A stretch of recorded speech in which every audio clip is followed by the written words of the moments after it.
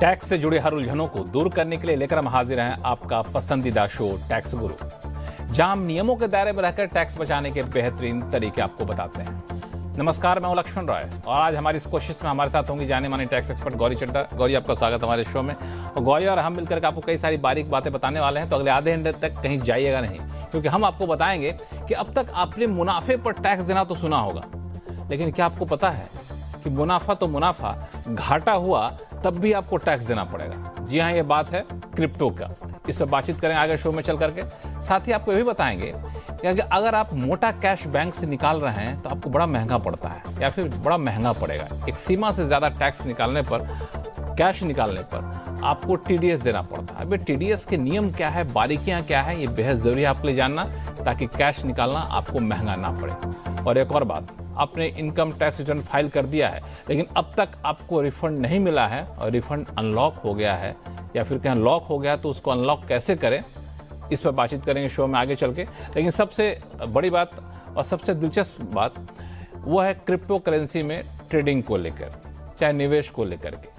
अब तक हम सुनते हैं आ रहे हैं कि जब भी हमें कोई मुनाफा होता है तो उस पर मुनाफे पर टैक्स देना होता है। ठीक है, यहाँ तक तो सब ने स्वीकार कर लिया है, लेकिन घाटा होने पर भी टैक्स देना पड़ेगा आपको। आखिर कैसे, ये समझते हैं गौरी से। गौरी, ये तो बड़ा अजीबोगरीब सुनने में लग रहा है कि घाटे पर भी आपको टैक्स देना पड़ेगा। बिल्कुल लक्ष्मण, देखिए क्रिप्टो करेंसी की जो टैक्सेशन होती है वो काफ़ी अलग तरीके से होती है, क्योंकि सरकार की शुरू से नज़र रही है क्रिप्टो करेंसी पर। तो आम तौर पर हम अगर कोई बिजनेस इनकम जनरेट करते हैं या हम कोई कैपिटल गेन्स हमारी इनकम होती है, तो उसमें हमारा एक प्रॉफिट होता है। अगर लॉस होता है, उस लॉस को हम माइनस कर देते हैं उस प्रॉफिट में से और बैलेंस पे हमें टैक्स देना पड़ता है। और अगर लॉस आपका ज़्यादा है तो आपको टैक्स नहीं देना होता। ये आम तौर पे जो कानून है वो ये कहता है। और आपने देखा होगा कि मार्च के महीने में बहुत लोग अपना शेयर्स में से लॉस जनरेट करने की कोशिश करते हैं कि हम लॉस बुक कर लें, ताकि जो हमने पूरे साल में प्रॉफिट कमाया है वो एडजस्ट हो जाए और हमें ज़्यादा टैक्स ना देना पड़े। ये कानून क्रिप्टो करेंसी में लागू नहीं होता। जैसे कि क्रिप्टो करेंसी में आपने एक करेंसी बेची बिटकॉइन और उस पर 1,000 रुपये का प्रॉफिट हुआ, और आपने एक इथीरियम बेचा जिस पे 2,000 रुपये का लॉस हुआ। कायदे से देखेंगे तो क्रिप्टो करेंसी में आपको नेट 1,000 रुपये का लॉस हुआ है, लेकिन यहाँ पे सरकार कहती है कि आपका जो लॉस हुआ है उसको सबको इग्नोर कर दीजिए, उसको हम नहीं देख रहे। जो प्रॉफिट हुआ है 1,000 रुपये का बिटकॉइन से, उसके ऊपर आप हमें 30% स्ट्रेट अवे टैक्स दे दीजिए, क्योंकि हाईएस्ट टैक्स का जो स्लैब है वो इसके ऊपर एप्लीकेबल होता है। जो हमारा 2,000 रुपये का नुकसान हुआ, वो नुकसान के उसको भूल जाइए, उसको इग्नोर कर दीजिए, उसका कोई फायदा नहीं मिलेगा। जबकि शेयर वगैरह में तो ऐसा होता है कि आपको लॉस प्रॉफिट मिला करके टोटल क्या हुआ। बिल्कुल, आपको ध्यान होगा हमने कई बार इसमें टैक्स लॉस हार्वेस्टिंग की बात की कई शोज में, कि कैसे आप अपना प्रॉफिट को एडजस्ट कर सकते हैं लॉस से, और अल्टीमेटली आपका जो टैक्स है वो कम हो जाएगा या हो सकता है ना बने अगर आपका लॉस ज़्यादा है। लेकिन वो जो कॉन्सेप्ट है जो आपका इक्विटी शेयर्स में या कैपिटल गेन्स की बाकी इनकम में या आपके बिजनेस इनकम में अप्लाई होता है, वो यहाँ पे एप्लीकेबल नहीं है। इस वजह से क्रिप्टो करेंसी में आपको लॉस को इग्नोर करना है और प्रॉफिट के ऊपर आपको सीधा हाई रेट पे 30% पे टैक्स देना, और एजुकेशन सेस तो उस पर लगेगा ही। 12 लाख वाले ब्रैकेट में तब भी आपको इसमें देना पड़ेगा। ये फ्लैट, ये स्पेशल रेट ऑफ इनकम है, ये स्लैब से कोई मतलब ही नहीं है। किसी का हमने 4 लाख रुपए तभी देना पड़ेगा आपको। बिल्कुल बिल्कुल। मतलब एक तरह सरकार चाहती नहीं है कि आप क्रिप्टो करेंसी में ट्रेडिंग करें, बैन लगा नहीं सकती, तो तमाम तरह के पाबंदियां या फिर क्या बंदिशें लगाई हैं ताकि आपको डिस्करेज किया जा सके। फिर भी आप अगर उत्साहित है क्रिप्टो करेंसी को लेकर के, तो ये बड़ी बारीक बात है जो गौरी ने बताया। ऐसा करते हैं, इस बीच कई सारे सवाल हमारे पास आ चुके हैं। चलते हैं पुणे, जहां से हमारे साथ फोन कॉल पे हैं राम साहब नमस्कार। मेरा सवाल है ये, मेरे पास लाइफ इंश्योरेंस एन्युइटी पॉलिसीज हैं। ओके, उसमें अभी तक जो भी एन्युइटी मिल रही थी मैं उसे taxable under income from other sources मानता था। लेकिन मैंने कहीं पढ़ा है कि कुछ एक्सक्लूजन रेशियो करके होता है, जिसमें जो प्रिंसिपल अमाउंट का जो रिटर्न है वो नॉन टैक्सेबल हो सकता है। तो लेकिन ये अपने इंडियन टैक्स लॉज में अवेलेबल होता है क्या एक्सक्लूजन रेशियो, जिससे कि हम लोग रिटर्न ऑन प्रिंसिपल अमाउंट को non taxable component of annuity मान सकते हैं? ठीक है, हमारे साथ गौरी हैं, टैक्स एक्सपर्ट हैं। गौरी बताएं। गौरी, देखिए, जो एन्युटी प्लान्स होते हैं ना, इसमें बहुत तरह के प्लान्स आते हैं। तो जो आपकी एन्युटी आ रही है आपको मंथली बेसिस या क्वार्टरली बेसिस पे, जो आपको पे आउट आ रहा है, कायदे से आपको वो, जैसे आप दिखा रहे हैं, आपको अपने टैक्स स्लैब में ऐड करके उसके ऊपर टैक्स देना होता है। ये जो आपने एक्सक्लूजन रेशियो की बात की, ये होता है, इसका कॉन्सेप्ट ये होता है कि जब आप रिडीम कर रहे हैं तो आपका एक प्रिंसिपल का पोर्शन रिडीम हो रहा है और कुछ आपको इंटरेस्ट मिल रहा है। लेकिन ये कॉन्सेप्ट अगर है भी, तो भी हम सिर्फ इस बेसिस पे इसकी कैलकुलेशन नहीं कर सकते। आपने जिससे पॉलिसी ली है, आप अपने एजेंट से एक बार बात करेंगे और उनसे पूछेंगे कि जो आपको एन्युटी आ रही है उसमें क्या ये डिफरेंस है कि प्रिंसिपल का अलग अमाउंट आ रहा है, इंटरेस्ट का अलग आ रहा है। अगर वो कहते हैं हाँ इसमें ऐसा ही है और आपको सिर्फ इंटरेस्ट पे टैक्स देना है, तो आप उनसे वो रिटर्न कंफर्मेशन लेंगे, उनसे कैलकुलेशन लेंगे, क्योंकि उसकी कैलकुलेशन भी आपको वो ही देंगे। अगर कैलकुलेशन वो देते हैं और कंफर्म करते हैं कि इसमें दोनों पोर्शन है, तो आप अपनी रिटर्न भरते समय आप टैक्सेशन वाला आपको जो प्रिंसिपल है उसको बाहर कर देंगे और बैलेंस के ऊपर आप टैक्स दे देंगे। लेकिन अगर ये डॉक्यूमेंट्स आपको वो नहीं देते हैं, तो आप इसको फुल्ली टैक्सेबल दिखाएंगे जैसे कि आप करते आ रहे हैं, क्योंकि वो ही सही तरीका है। अदरवाइज आपको नोटिस आने का चांस हो जाता है। तो अपने मन से नहीं बता सकते कि प्रिंसिपल ये इंटरेस्ट ही है? बिल्कुल भी नहीं। आपको चेक भी करना जरूरी है और सिर्फ ओरल कंफर्मेशन पे रिलाई नहीं करना है, उनसे कागज भी लेना है, ईमेल पे कंफर्मेशन, और कैलकुलेशन भी लेनी है। कैलकुलेशन भी आपने वही यूज करनी है जो वो देंगे। अगर वो बोलते हैं कि नहीं हमारा ऐसा कॉन्सेप्ट नहीं है इस पॉलिसी में, फिर तो आपको पूरे पे ही टैक्स देना है। चलिए चलते हैं रांची, जहां से अशोक कुमार यादव जी हमारे साथ फोन लाइन पर जुड़ चुके हैं। अशोक जी नमस्कार। नमस्कार सर। बताएं क्या कंफ्यूजन है? सर मैंने जो है असेसमेंट ईयर ये 2021 का है और मैंने जो ITR फाइल किया था उसमें मुझे 94,800 का मुझे रिटर्न मिलना था। बट वो काफी दिन मैंने इंतजार किया, वो रिटर्न नहीं आया। बाद में मुझे पता चला कि कोई एक लेटर जो है वो मुझे भेजा गया था, उसमें कुछ करेक्शन के लिए वहां से ऑफिशियल से, तो वो मुझे नहीं मिल पाया था। तो मैंने जब वहाँ ऑफिस जाकर के पता किया तो वो बोला कि वो लाइन जो है वो लॉक हो गया है।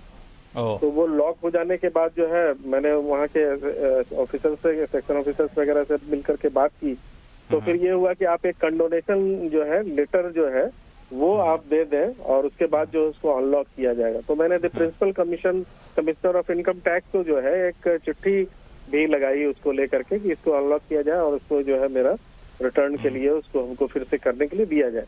बट वो अभी तक, ये मैंने जनवरी 23 में फाइल किया, अभी तक कोई जवाब नहीं आया और मेरा रिटर्न अभी तक नहीं मिल पाया। तो जनवरी 23 के बाद से कोई कम्युनिकेशन नहीं हुआ आप लोगों के बीच में? नहीं, मैं एक दो बार गया भी तो बोला कि नहीं आपको आना होगा तो आपको चिट्ठी जाएगी। तो जाने की जरूरत तो पड़नी नहीं चाहिए। रकम अच्छी खासी 94,800 रकम है और फाइनेंशियल 2020-21 का है। इसमें मुझे लगता है थोड़ी गलती ये हुई है कि हमने जो कम्युनिकेशन आई थी डिपार्टमेंट से वो हमने मिस कर दी। हालांकि सारी कम्युनिकेशन आपको ऑनलाइन पोर्टल पे मिल जाएगी, तो आप जो मैनुअल चिट्ठी की आप पर जो रिलाई कर रहे हैं उसको छोड़ के आप अपना income tax portal log in करिए। इनकम टैक्स पोर्टल पे सारी इन्फॉर्मेशन आपको मिलेगी। अपने पोर्टल पे आप डिमांड उस जो रिफंड है वो उस असेसमेंट ईयर का आप देखिए क्या रीज़न है। जब आप चेक स्टेटस करेंगे रिफंड का, तो उसमें लिखा आएगा कि आपका रिफंड क्रेडिट नहीं हुआ है बैंक में, उसका क्या रीज़न है। पहले रीज़न पता होना बहुत ज़रूरी है। हो सकता है आपका बैंक अकाउंट प्री वैलिडेटेड ना हो, या हो सकता है कि कोई और इशू हो सकता है कोई डिमांड ऑलरेडी आउटस्टैंडिंग हो, उसके अगेंस्ट एडजस्ट किया हो। कोई भी रीज़न हो सकता है आपका रिफंड ना आने का, और वो रीज़न आपको पोर्टल पे अपने पैन से लॉगिन करके ही पता लगेगा। दूसरी बात, अगर कोई ऐसा कारण नहीं है जिसकी वजह से आपका रिफंड रुका है और उस टाइम पे कोई टेक्निकल ग्लिच था या कोई ऐसा इशू था, तो आप जैसे आप मिलके आए ऑफिसर से, आपको उनसे थोड़ा सा फॉलोअप हो सकता है करना पड़े, और आप उनको अगर दोबारा कंडोनेशन देंगे, रिक्वेस्ट करेंगे और कोई रीज़न एज सच नहीं होगा उसको ब्लॉक रखने का, तो वो रिफंड क्रेडिट कर देंगे। मीनवाइल इनकम टैक्स पोर्टल पे ही एक ग्रीवियंस सेल है जहाँ पे आप ऑनलाइन जाके अपना ग्रीवियंस रजिस्टर कर सकते हैं। उसमें आप पूरा एक्सप्लेन करिए कि ऐसे आपका रिफंड ऑन होल्ड है और अभी तक आया नहीं है। साथ ही साथ जो इनकम टैक्स डिपार्टमेंट की हेल्पलाइन है वहाँ पे भी आप बात कर सकते हैं। वो पूरी आपकी प्रॉब्लम समझेंगे भी और आपको गाइडेंस देंगे और शायद आपको बताएंगे कि इस ईमेल आईडी पे आप अपनी कॉन्डोनेशन को ईमेल करिए और आप वो जैसे भी गाइड करेंगे आप वैसे फॉलो अप करिए। लेकिन ये जानना सबसे ज़रूरी है कि कारण क्या है ये रिफंड को रोकने का, क्योंकि जब तक उसको सॉल्व नहीं करेंगे रिफंड नहीं आएगा। Thank you so much Ashok ji हमसे संपर्क करने के लिए। चलते हैं अब अहमदाबाद, जहां से रामचंद्र दहिया साहब हमारे साथ फोन लाइन पर जुड़ चुके हैं। रामचंद्र जी नमस्कार। नमस्कार जी। आज राम नाम के लोग बहुत आ रहे हैं हमारे शो में। आपसे पहले भी कॉलर थे उनका भी नाम राम था। राम नाम पार करेगा। बिल्कुल बताएं क्या उलझन मेरा है? एक क्वेश्चन है for specific section of the society handicaps के लिए। हाँ ये पहले ये 80 DD और 80 U में उनको एग्जाम्पशन मिलता था दो तरह का, 50% अबो 50% एंड मोर देन 75% 80%। ठीक है। इस साल से उन्होंने कोई सर्टिफिकेट इंट्रोड्यूस किया है इनकम टैक्स ने, फॉर्म नंबर 10(1)A, जिसमें उन्होंने बहुत लिमिटेड वो कर दिया, disability suffering from autism, cerebral palsy, multiple disability, यानी जैसे ऑर्थोपेडिक हैंडीकैप है या वो इस तरह से कोई वो है, तो वो सब उन्होंने एक्सक्लूड कर दिए। क्या ये कोई नया इंट्रोडक्शन है? क्या है?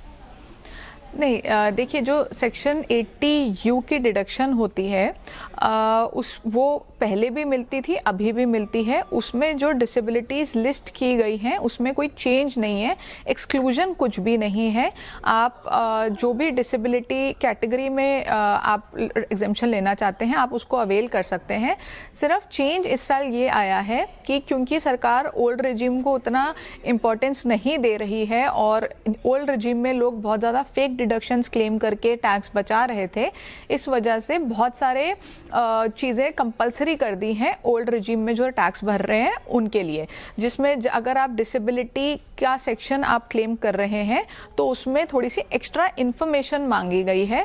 ड्रॉप डाउन में अगर एग्जैक्टली आपका नहीं कैटेगरी आ रही आप क्लेम कर लीजिए, बट आपके पास सर्टिफिकेट होना बहुत ज़रूरी है डिसेबिलिटी का, डॉक्टर से स्पेसिफाइड, जो आपको दिखाना होगा कि ये हमारी डिसेबिलिटी है और इसके लिए हम ये सेक्शन क्लेम कर रहे हैं। कोई ऐसा चेंज नहीं है, डिसेबिलिटी कोई भी सेक्शन 80U से बाहर नहीं की गई है। तो कोई सेक्शन से बाहर नहीं किया गया, इसको सिर्फ एक कह सकते हैं फॉर्मेटिंग चेंज किया गया। हाँ जी। कोई कंफ्यूजन नहीं है सर्टिफिकेट में। सॉरी क्या करें आप? पहले ऑर्थोपेडिक हैंडीकैप को मिलता था सर्टिफिकेट, वो कंसेशन।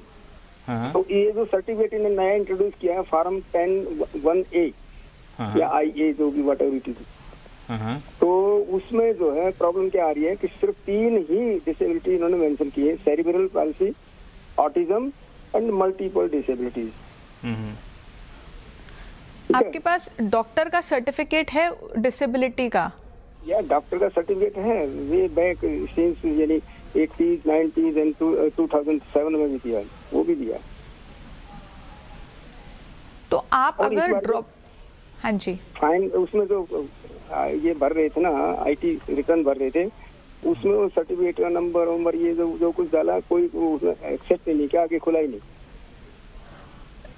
हो सकता है सर्टिफिकेट या तो पुराना हो इसलिए ना खुला हो। आपको वो लेना ज़रूरी है, सर्टिफिकेट आपके पास होना चाहिए, क्योंकि ओल्ड रिजीम के लिए अब थोड़ी सी जो रिक्वायरमेंट है वो बढ़ा दी गई है हर सेक्शन में, सिर्फ 80U के लिए नहीं, बाकी जो बेसिक सेक्शंस होते हैं HRA और आपका 80C, इनके लिए भी बहुत ज़्यादा इन्फॉर्मेशन अब मांगी जा रही है।